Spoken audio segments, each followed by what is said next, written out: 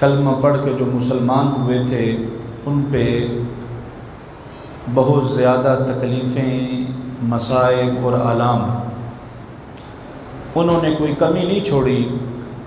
بالآخر 13 سال کے بعد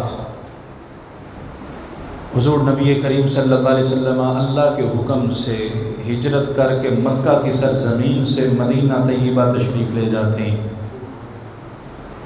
مسلمانوں کو تھوڑا سا سکون ملتا ہے، لیکن کفار مکہ جو مسلمانوں کے خون کے پیاسے تھے، وہ کب چاہتے تھے کہ مسلمان ایک الگ شہر میں سکون کے ساتھ رہیں اور پھر ایک اسلامی طاقت اور اسلامی ریاست کو قائم کر سکیں۔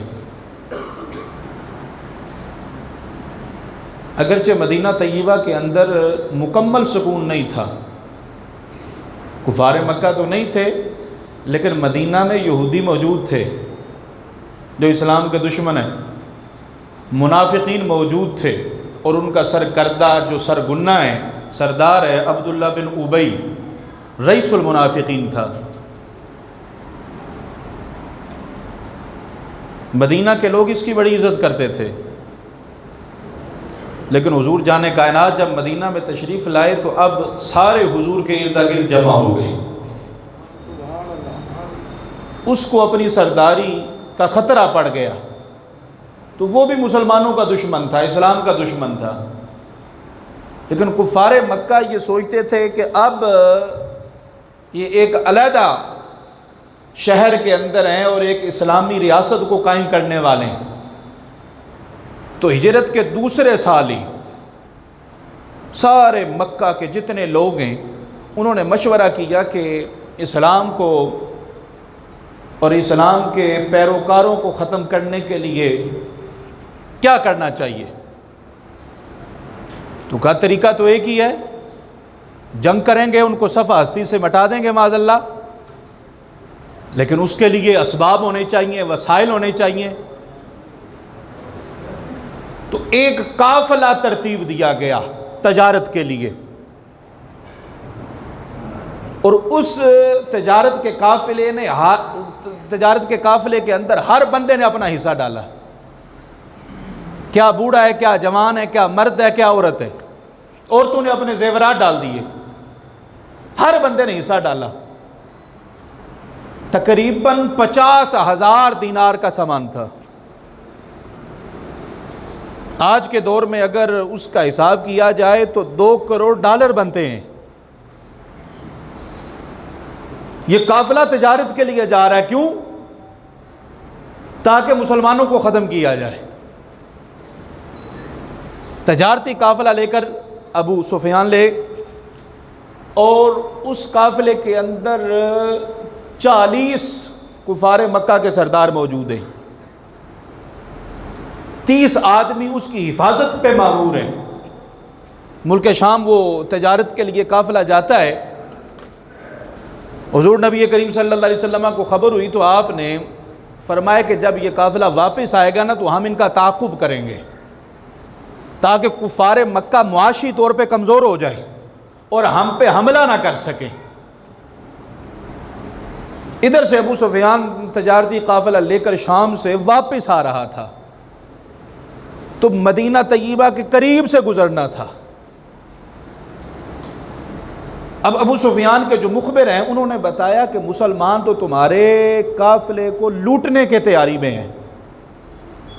اس نے ایک قاصد مکہ میں بھیجا، کہا کہ ہمارا قافلہ مسلمان لوٹنے لگے۔ تو ابو جہل نے جلدی جلدی جو کفار مکہ کے سردار تھے ان کو جمع کیا اور کہا کہ ہم اس قافلے کی حفاظت کے لیے جا رہے ہیں۔ ادھر سے کفار مکہ تیار ہوئے، ادھر سے مسلمان مدینہ طیبہ سے نکلے۔ مسلمان جنگ کے لیے نہیں نکلے تھے، یہ یاد رکھیے گا، ایک تجارتی قافلہ کے تعاقب میں نکلے تھے، جنگ کا ارادہ نہیں تھا۔ اس لیے آپ سنتے نا غزوہ بدر میں سواریاں تھوڑی تھیں، تلواریں تھوڑی تھیں، نیزے تھوڑے تھے، اس کی وجہ بھی یہی ہے، افراد بھی صرف 313 تھے، کیونکہ جنگ کے لیے تو نکلے نہیں، جنگ کے لیے نکلے تو سواریاں زیادہ ہوتی، تلواریں بھی زیادہ ہوتی اور تعداد بھی اچھی خاصی ہوتی۔ ابھی یہ رستے میں تھے کہ نبی علیہ السلام نے کچھ صحابہ کو بھیجا کہ وہ تجارتی قافلے کی خبریں لے کر آئے، تو انہوں نے بتایا کہ وہ تو نکل چکے ہیں آگے، اور ادھر سے ابو سفیان نے ایک بندہ قاصد بھیجا ابو جہل کے پاس کہ ہمارا جو قافلہ ہے وہ سکون کے ساتھ حفاظت کے ساتھ آگے نکل چکا ہے، ابھی خطرے کی کوئی ضرورت ہے، خطرے کا کوئی مسئلہ نہیں ہے، کوئی ڈر نہیں ہے، لہذا تم بھی واپس چلے جاؤ۔ لیکن ابو جہل کے سر پہ موت سوار تھی، اس نے کہا اب ہم واپس نہیں جائیں گے، ہم بدر میں رہیں گے، چند دن ادھر جا کے عیاشی کریں گے،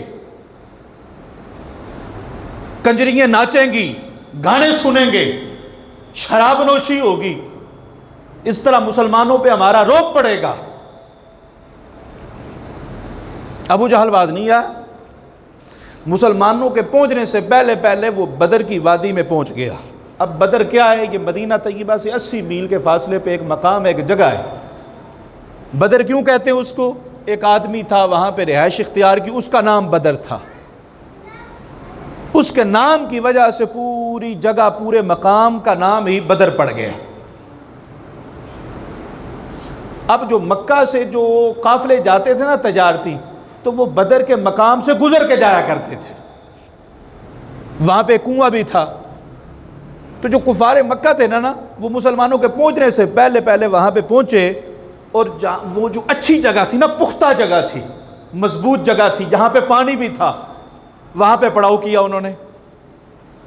اب حضور نبی کریم صلی اللہ علیہ وسلم نے رستے میں اپنے صحابہ سے مشورہ کیا ہے کہ جو تجارتی قافلہ ہے وہ تو نکل چکا ہے، لیکن کفار مکہ ہمارے ساتھ لڑنے کے لیے آئے، تمہارا کیا مشورہ ہے؟ اب دیکھو صحابہ کرام لڑائی اور جنگ کے ارادے سے نہیں نکلے تھے، سواریاں تھوڑی ہیں، تعداد تھوڑی ہے، کھانے پینے کے لیے کوئی چیز نہیں ہے، لیکن سبحان اللہ صحابہ کرام کا کیا جذبہ تھا۔ حضرت سعد بن معاذ رضی اللہ تعالیٰ عنہ، آپ نے کہا یا رسول اللہ ہم پیچھے ہٹنے والے نہیں ہیں، اگر آپ ہمیں حکم دیں تو ہم اپنے گھوڑے دریاؤں کے اندر بھی ڈال دیں گے۔ ایک صحابی نے عرض کی یا رسول اللہ ہم حضرت موسیٰ کی قوم نہیں ہیں کہ جب حضرت موسیٰ نے اپنی قوم سے کہا تھا چلو جہاد کے لیے تو انہوں نے آگے سے کہا جا موسیٰ تو لڑ، تیرا رب لڑے، ہم تو ادھر بیٹھے ہیں۔ یا رسول اللہ ہم آپ کے ماننے والے ہیں، ہم یہ کہتے ہیں آپ بھی جائیں، آپ بھی لڑیں، آپ کا رب بھی لڑے اور ان کے ساتھ ہم بھی لڑیں گے، ہم تنہا آپ کو نہیں چھوڑنے والے۔ تو رسول اللہ صلی اللہ علیہ وسلم نے جو 313 افراد پر مختصر سا یہ جو قافلہ تھا یہ بدر کی طرف روانہ کیا۔ اب مسلمانوں کے حصے میں جو جگہ آ رہی تھی پڑاؤ جہاں پہ ڈالنا تھا وہ ریتلی جگہ تھی، یعنی وہاں پہ چلنا بھی مشکل تھا، پانی بھی نہیں تھا۔ اب مسلمانوں نے تو وضو بھی کرنا ہوتا ہے، غسل بھی کرنا ہوتا ہے، نمازیں ادا کرنی ہوتی ہیں، پانی نہیں ہے۔ اللہ پاک نے پہلی نصرت اور مدد جو فرمائی نا وہ کس انداز میں فرمائی؟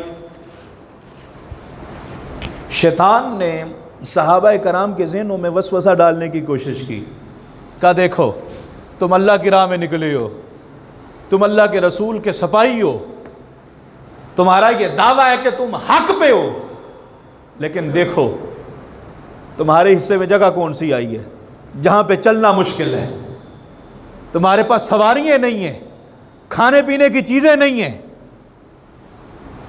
اور ان کے پاس جو کافر جن کو تم باطل کہتے ہو نہ حق کہتے ہو ان کے پاس پانی بھی ہے، جگہ بھی اچھی ہے، مال و اسباب بھی ہیں۔ شیطان ایسے وسوسے ڈالتا ہے نا، آج بھی ڈالتا ہے مسلمانوں کے۔ اگر تم حق پہ ہوتے تو پھر غالب تم ہوتے نا، پیسہ تمہارے پاس زیادہ ہوتا، اسباب تمہارے پاس زیادہ ہوتے، کافروں کے پاس کیوں ہے؟ تو یہی وسوسہ ڈالا، تو اللہ پاک نے پہلی مدد اور نصرت کیسے فرمائی؟ آسمان پہ بارش کے کوئی آثار نہیں تھے، بادل نہیں تھے، اللہ پاک نے بغیر آثار کے بارش نازل فرما دی ہے۔ بس بارش ہوئی تو کیا ہوا؟ مسلمانوں کے حصے میں جو جگہ تھی وہ ریتلی تھی، وہ مضبوط ہو گئی، اور ان کے پاس کیا تھی؟ پکی مضبوط جگہ تھی، وہاں پہ دلدل بن گئی، وہاں پہ اب چلنا مشکل ہو گیا۔ ادھر کنواں تھا، پانی پہلے موجود تھا، بارش ہونے سے زیادہ پانی ہو گیا، ادھر پانی نہیں تھا، تو انہوں نے گڑھے کھودے تاکہ پانی جمع ہو جائے، اب پینے کے لیے، وضو کے لیے، غسل کے لیے، ضروریات کے لیے پانی جمع ہو گیا۔ پہلی مدد اللہ پاک نے ایسے فرمائی اپنے محبوب کریم علیہ السلام کے صحابہ کی۔ اچھا، آج کا دن ہے جمعہ کا، 27 رمضان ہے، 17 رمضان ہے۔ حضور نبی کریم صلی اللہ علیہ وسلم جمعرات کی رات کو آپ نے ایک چھڑی لی، صحابہ کو لیا اور میدان بدر میں آئے۔ حضور ایسے نشان لگاتے تھے اور نشان لگا کے فرماتے تھے یہاں پہ ابو جہل مرے گا، یہاں پہ عتبہ مرے گا، یہاں پہ شیبہ مرے گا، یہاں پہ ولید مرے گا، یہاں پہ فلاں سردار کافر مرے گا، یہاں پہ فلاں کافر مرے گا۔ حضور نبی کریم صلی اللہ علیہ وسلم نے رات کو، ابھی غزوہ کل جمعے کو ہے، لڑائی جنگ بعد میں، رات کو نشان لگائے ہیں۔ صحابہ کہتے ہیں خدا کی عزت کی قسم، جہاں پہ حضور نے نشان لگائے ہیں وہیں پہ وہی کافر آ کے مرا ہے، ایک بال کے برابر بھی فرق نہیں آیا ہے۔ وہ لوگ، وہ ٹولہ ہے، وہ ایک ٹولہ ہے، وہ کہتا ہے نبی کو کیا پتا کل کیا ہوگا۔ تو بدر کے موقع پہ نبی نے کل کی ہی تو بات بتائی ہے، کل جمعے کو کیا ہوگا، کون مرے گا، کہاں پہ مرے گا۔ تو جس نبی کو یہ پتا ہے کہ فلانے نے اس جگہ پہ مرنا ہے، اس نبی کو یہ بھی پتا ہے میرے کس غلام نے کس بدبخت کو مارنا ہے۔ دوسری مدد اور نصرت کیسی ہوئی مسلمانوں کی؟ صبح جنگ ہے، راہ صحابہ کہتے ہیں ہمیں نیند ہی بڑی آئی ہے، بڑی نیند آئی ہے۔ اب تم اندازہ لگاؤ، وہاں سامنے 1000 کا لشکر ہے، سواریاں بھی ہیں، تلواریں، نیزے، تیر زیادہ ہے، ادھر تعداد بھی تھوڑی ہے، کھانے پینے کے جو وسائل ہیں وہ بھی کم ہیں، اور انہوں نے تو روزے نہیں رکھے، انہوں نے تو روزے بھی رکھے، کھجور چوس کے سحری ہو رہی ہے اور اسی کھجور کو چوس کے افطاری ہو رہی ہے۔ ایسے حالات میں کیا نیند آتی ہے؟ بولیے۔ لیکن صحابہ کہتے ہیں ہم نے بڑی کوشش کی اٹھنے کی، ہم اٹھتے تو پھر گر جاتے۔ اللہ نے اتنی سکون والی نیند عطا فرمائی۔ کل کافروں کے ساتھ لڑنا ہے، محبوب کریم علیہ السلام کے ان یاروں، ان سپاہیوں کو اللہ نے سکون کی نیند عطا فرما دی۔ ادھر بے چینی ہے، اگرچہ کثرت مال ہے، کثرت تعداد ہے، کثرت افراد ہے، لیکن ادھر بے چینی ہے اور ادھر سکون ہی سکون ہے۔ کیوں؟ ان کو پتا ہے اگر مر گئے تو شہادت ہوگی، سیدھا جنت میں جائیں گے، اور وہ لڑ رہے ہیں اپنے غرور کی وجہ سے، اپنے تکبر کی وجہ سے، مسلمانوں پہ رعب ڈالنے کے لیے۔ اللہ اکبر، اللہ اکبر۔ جمعے کا دن ہوتا ہے، ادھر سے کافر، ادھر سے مسلمان۔ یہ صرف ایک جنگ نہیں، ایک لڑائی نہیں ہے، یہ ایک تسلسل ہے حق و باطل کا۔ وہ آدم و ابلیس، ابراہیم و نمرود، موسیٰ اور فرعون، وہ جو ایک تسلسل ہے نا حق و باطل کا، وہی چلتا آ رہا تھا۔ اسی تسلسل کی ایک کڑی تھی غزوہ بدر۔ اس کو معمولی نہ سمجھنا کہ ایک جنگ ہے، ایک لڑائی ہے تو بس مسلمان جیت گئے تو کیا ہو گئے۔ حضرت ذوالنون مصری رحمۃ اللہ تعالی میدان قادسیہ میں جا رہے تھے، جو ہی اس میدان میں پہنچے نا تو آپ نے اپنے آپ کو اپنی سواری سے گرا دیا، خود گرا دیا، اور قادسیہ کے میدان میں ایسے الٹ پلٹ ہونے لگے، خاک اپنے جسم پہ ملی، اپنے کپڑوں پہ ملی۔ لوگ دیکھ رہے تھے آخر کیا معاملہ ہے۔ یہ کیا کیا جا رہا ہے؟ تو حضرت ذوالنور مصری فرمانے لگے یہ وہ میدان قادسیہ ہے جہاں پہ اسلام اور کفر کا معرکہ ہوا، اور اس میدان کے اندر حضرت خالد بن ولید اسلام کی خاطر اور کفر کو مٹانے کے لیے جب آئے، ان کے گھوڑوں کے جو سم ہیں وہ اس میدان پہ لگے، ان گھوڑوں کے سموں سے جو نور اس میدان قادسیہ کے ذرات میں دیکھ رہا ہوں، میں نے اس لیے اپنے آپ کو گرا لیا ہے تاکہ اس انوار کو اپنے اندر جذب کر سکوں۔ یہ کوئی ایسا معاملہ نہیں ہے، ہم لڑتے اپنی ذات کے لیے، اپنی قوم کے لیے، اپنے بھائی کے لیے، اپنے رشتہ داروں کے لیے، اپنی عزت کے لیے۔ صحابہ لڑے اسلام کے لیے، خدا کے لیے، مصطفیٰ کے لیے، دین کے لیے لڑے ہیں۔ ان کا میدان میں آنا، ان کا سواری پہ بیٹھنا، ان کا تلوار چلانا وہ کوئی عام نہیں ہے۔ اللہ اکبر۔ اللہ پاک نے تیسری مدد کیسے فرمائی؟ آسمانوں سے فرشتوں کو نازل فرما دیا۔ صحابہ کہتے ہیں ہم نے ابھی تلوار اٹھائی ہے کافر کو مارنے کے لیے، ابھی اس تک پہنچے نہیں، اس کا سر پہلے ہی سر تن سے جدا ہو چکا ہے، اس کا گلا کٹ چکا ہے پہلے۔ کہتے ہیں ایسے جس طرح تیز ہوا چلتی ہے نا، تیز ہوا، اس طرح ہم نے محسوس کیا کہ کچھ گھوڑے دوڑنے کی آوازیں آ رہی ہیں، اور جا کے جب صحابہ حضور سے عرض کرتے ہیں تو حضور فرماتے ہیں یہ اللہ کی مدد ہے، اللہ نے فرشتوں کو بھیج دیا ہماری مدد کے لیے۔ اور مسلمانوں کو کافروں کی تعداد کتنی تھی؟ 1000۔ حضرت عبداللہ بن مسعود کہتے ہیں میں نے دیکھا تو مجھے ایسے لگا جس طرح 70 بندے ہوں۔ یہ مدد ہے نا، تعداد اچھی خاصی ہے، لیکن مسلمانوں کے نظروں میں ایسے بالکل تھوڑے سے معلوم ہو رہے ہیں، بالکل تھوڑے سے معلوم ہو رہے ہیں۔ اللہ اکبر۔ حضور نبی کریم صلی اللہ علیہ وسلم، اگرچہ اللہ تعالیٰ کا وعدہ ہو چکا ہے کہ تم جیتو گے، تم فاتح بنو گے، لیکن حضور اپنے عریش مبارک کے اندر، اپنے جھونپڑی کے اندر بار بار اپنا سر سجدے میں رکھتے ہیں اور اللہ سے دعائیں کرتے ہیں، مولا یہ مٹھی بھر، یہ تیرا مختصر سا لشکر اگر یہ فاتح نہ ہوا نا تو پھر قیامت تک تیری عبادت کرنے والا کوئی نہیں ہوگا۔ بار بار حضور ایسے ہاتھ اٹھاتے ہیں دعا کے لیے، آقا کے کندھے مبارک سے بار بار چادر مبارک نیچے گرتی ہے۔ اللہ تعالیٰ کو یہ ادا پسند ہے، اللہ کو عاجزی پسند ہے، اللہ کو اچھا لگتا ہے کوئی مجھ سے مانگے، اگرچہ یقینی فتح ہے، لیکن حضور پھر بھی روتے ہیں، گریہ ازاری فرماتے ہیں، اپنے رب سے دعائیں مانگ رہے ہیں۔ اللہ اکبر، اللہ اکبر۔ حق و باطل کا مارکا جاری ہے۔ دو بھائی ہیں، عمر بڑی تھوڑی ہے، ایک کا نام معاذ ہے، ایک کا نام معوذ ہے۔ دونوں بھائی عشق رسول سے معمور ہیں۔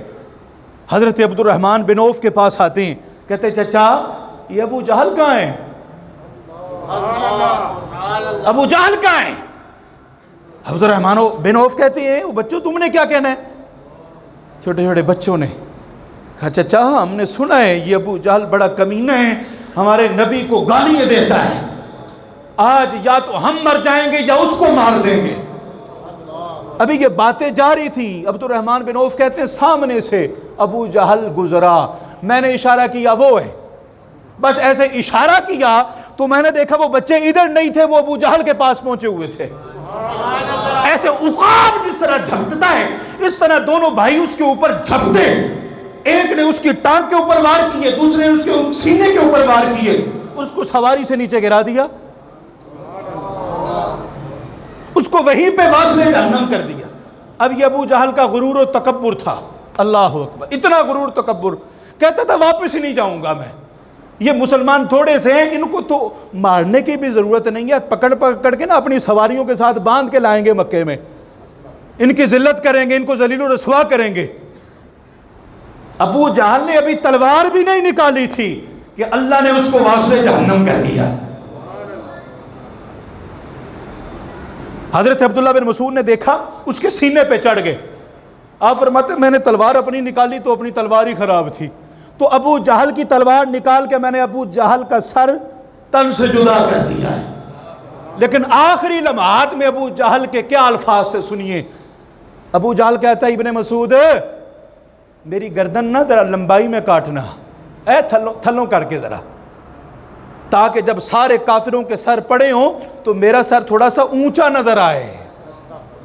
آپ نے فرمایا تو کتنا بدبخت ہے، تو فرعون سے زیادہ برا ہے، کیونکہ فرعون نے خدائی کا دعویٰ کیا، لیکن جب اللہ نے اس کو غرق کیا، غرق کرتے ہوئے اس نے کہہ دیا کہ میں ایمان لاتا ہوں، لیکن تو ایسا بدبخت ہے مرتے ہوئے بھی ایمان نہیں لے کر آ رہا. آپ نے اس کو واصل جہنم کیا.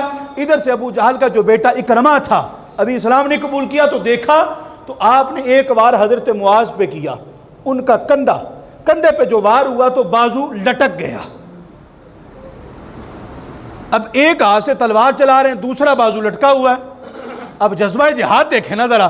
آپ فرماتے مجھے بڑی تکلیف ہو رہی تھی اور یہ بازو جنگ کرنے میں، لڑائی کرنے میں رکاوٹ بن رہا تھا. میں نے اپنا ہاتھ پاؤں کے نیچے رکھ کے زور لگایا اور اپنے بازو کو جسم سے جدا کر دیا،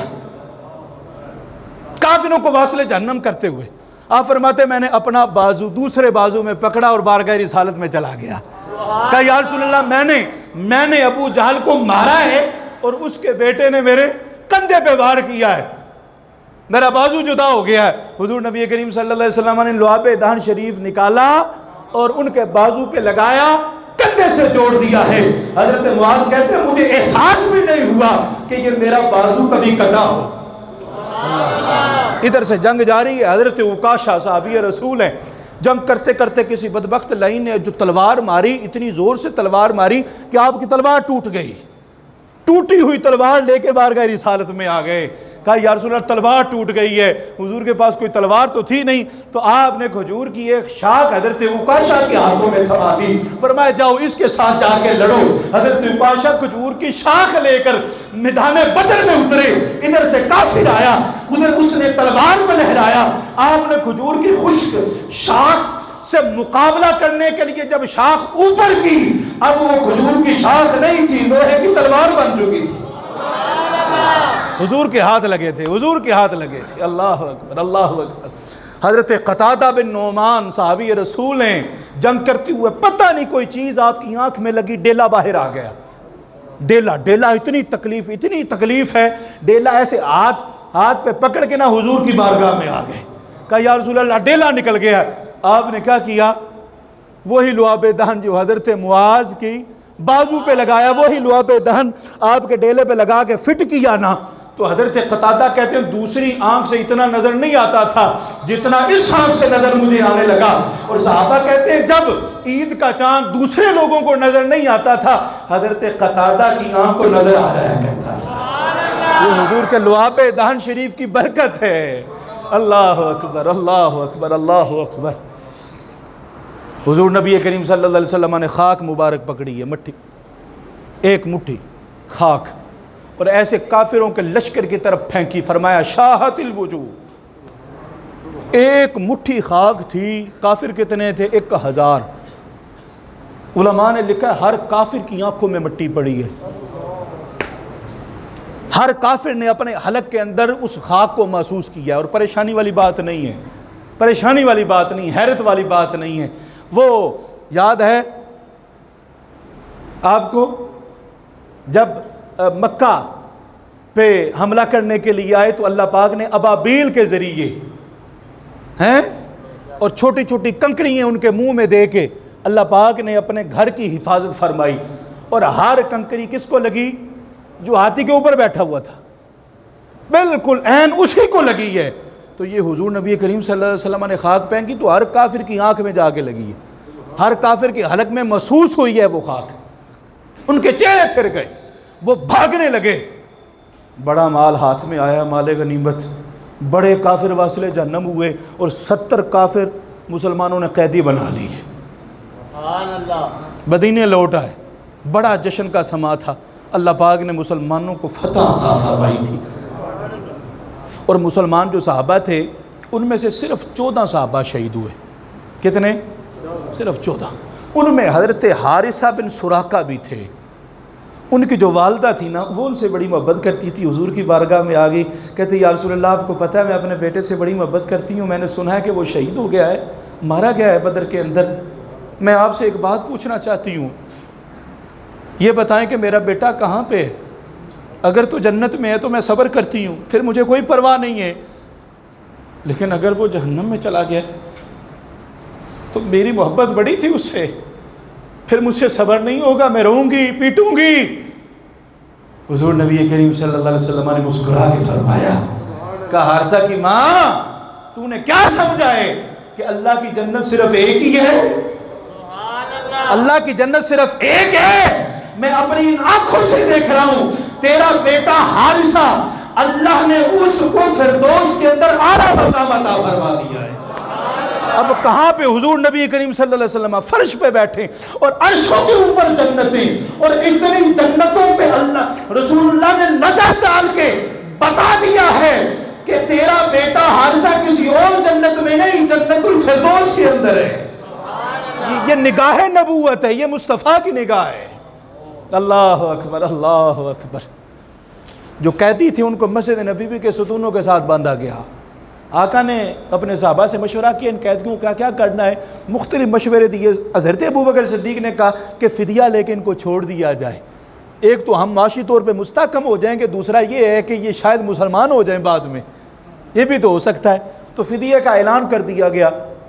بہرحال حتیم کعبہ کے اندر جو دو کافر بیٹھے ہوئے تھے، صفوان بن امیہ اور عمیر بن وہب، دو کافر ہیں، آپس میں باتیں کر رہے ہیں کہ ہمارے ساتھ تو بہت برا ہوا، ہمارے بڑے بڑے سردار مارے گئے، تو اب تو زندگی کا مزہ ہی نہیں رہا ہے، ایک دوسرے کے ساتھ باتیں ہو رہی ہیں۔ تو عمیر کا جو بیٹا تھا نا وہ بھی قیدیوں میں، ٹھیک ہے، مسلمانوں نے قید کیا ہوا تھا، ابھی اس نے فدیہ نہیں دیا، تو عمیر بن وہب کہتا ہے کہ صفوان اگر میرے اوپر قرضہ نہ ہوتا اور مجھے اپنے بیوی بچوں کا خیال نہ ہوتا تو میں آج مدینے جا کے معاذ اللہ مسلمانوں کے نبی کو ختم کر دیتا۔ تو صفوان نے کہا تو پریشان نہ ہو، تمہارا قرضہ میں چکاؤں گا، تمہارے بیوی بچوں کا میں خیال رکھوں گا، تم جاؤ۔ چونکہ عمیر کا بیٹا قیدیوں میں سے تھا، اس کو ایک بہانہ تھا مدینہ جانے کا، سواری لی ایک تلوار، اس کو زہر کے اندر اس نے بھگویا، مدینے گندے ارادے سے وہ گیا، مسجد نبوی کے باہر اس نے اپنی سواری کو باندھا، حضرت فاروق اعظم کی نظر پڑ گئی، آپ نے فرمایا یہ تو بدبخت ہے، یہ تو بدر میں ہمارے ساتھ لڑنے کے لیے آیا تھا، آپ نے پکڑا بارگاہ رسالت میں لے آئے کہ یا رسول اللہ یہ کتا ادھر آیا ہوا ہے، یہ گندے ارادے سے آیا ہے۔ حضور نے فرمایا عمیر کو چھوڑ دو، حضرت عمر نے عمیر کو چھوڑا، فرمایا عمیر کدھر آئے ہو؟ اب سنو ذرا، عمیر کہتا ہے یا رسول اللہ میرا بیٹا قیدی ہے تو میں فدیہ دینے کے لیے آیا ہوں، اپنے بیٹے کو آزاد کروانے کے لیے، اپنے بیٹے سے ملاقات کرنے کے لیے آیا ہوں۔ حضور فرماتے ہیں سچ بتاؤ کدھر آئے ہو؟ سبحان اللہ، کدھر آئے ہو بتاؤ سچ۔ کہا میں تو اپنے بیٹے کے لیے آیا ہوں۔ تو میرے آقا نے فرمایا اچھا بیٹے کے لیے آئے ہو تو پھر یہ تلوار گلے میں کیوں لٹکائی ہوئی ہے؟ یہ تلوار، تو کہنے لگا کہ بس اب اس تلوار کا کیا فائدہ ہے، جو تلوار بدر میں نہیں چلی وہ بعد میں کیا چلے گی؟ حضور نے فرمایا سچ سچ بتا۔ کہنے لگا میں بیٹے سے ہی ملنے کے لیے آیا ہوں۔ میرے آقا نے فرمایا اچھا پھر یہ بتا ہی تھی میں کعبہ میں بیٹھ کے صفوان کے ساتھ تو نے مشورہ کیا کیا تھا؟ تو نے یہ کہا میرے اوپر قرضہ ہے، اگر کوئی قرضہ اتار دے، میری بیوی بچوں کی ذمہ داری اٹھا دے تو میں جا کے محمد رسول اللہ کو قتل کر دوں گا۔ اللہ اکبر۔ عمیر نے بس یہ باتیں سنی، کہا یہ تو راز تھا، یا مجھے علم ہے یا صفوان کو، تیسرے بندے کو پتہ نہیں، آپ کو کیسے پتہ چلا؟ کہا جس جگہ پہ بیٹھ کے تو نے یہ باتیں کی ہیں وہ جگہ کون سی تھی؟ کہا وہ کعبہ کے پاس حتیم کعبہ تھا۔ رسول اللہ فرمانے لگے جس جگہ پہ بیٹھ کے باتیں کی وہ کعبہ ہے، تو مجھے بھی کعبے کے رب نے بتا دیا ہے۔ ادھر یہ غیب کی خبر سن کر عمیر مسلمان ہو گیا ہے، حضور کے قدموں میں گرا، حضور کے دامن کو تھاما اور پکا مسلمان ہو گیا۔ اللہ اکبر۔ حضور کے غیب کو دیکھ کے کافر مسلمان ہوتے ہیں، آج ایسے بھی مسلمان کلواتے ہیں جو حضور کے غیب کا انکار کرتے ہیں اور حضور کے غیب ماننے والے کو معاذ اللہ کافر کہتے ہیں۔ اللہ پاک نے یہ جو بدر کے اندر ایسی مسلمانوں کو نصرت اور فتح عطا فرمائی کہ کافر دوبارہ اس طریقے سے سٹرونگ نہیں ہو سکے، کھڑے نہیں ہو سکے، اور اللہ تعالیٰ نے واضح فرما دیا۔ اور ہمیں غزوہ بدر سے ایک سبق بڑا واضح ملتا ہے کہ مسلمانوں کی تعداد دیکھو، اسباب دیکھو، اور کافروں کی تعداد ان کے اسباب دیکھو، لیکن فتح پھر بھی مسلمانوں کی ہوئی ہے۔ جو مسلمان ہوتا ہے نا، خدا کی قسم، وہ مادی اسباب کو نہیں دیکھتا، ظاہری اسباب کو نہیں دیکھتا، وہ خالق اسباب کو دیکھتا ہے، وہ مال کے اسباب کو دیکھتا ہے۔ آپ تھوڑے سے، آپ غریب سے، آپ کے پاس کھانا بھی نہیں، پہننے کے لیے لباس بھی نہیں، لیکن اگر تم مومن ہو، مسلمان ہو، تو تم ہی اعلیٰ ہو، تم ہی غالب ہو، اللہ تمہیں ہی فاتح بنائے گا۔ یہ دل سے یہ بزدلی نکال دو، یہ کمزوریاں جو ہمارے ذہنوں میں آئی ہوئی ہیں نا کہ یار ہمارے پاس تو کچھ نہیں، ہمارے پاس کچھ نہیں ہے۔